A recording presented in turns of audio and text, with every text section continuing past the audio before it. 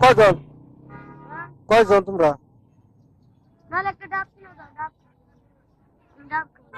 ডাব খাইবে? ডাব খেলে পেট পড়বো না, তুমি এদিকে আসো। এই কলা খাও, জুস খাও, রুটি খাও। হ্যাঁ, এটা খাবে? ধরো। আর কি? আর কি? হ্যাঁ, ডাব খাইতে চাইলে? ডাবে কিন্তু পেট পড়বো না।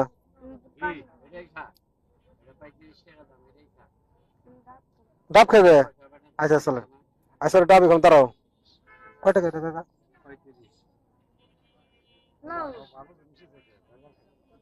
সমস্যা নাই, বাচ্চা পোলাপান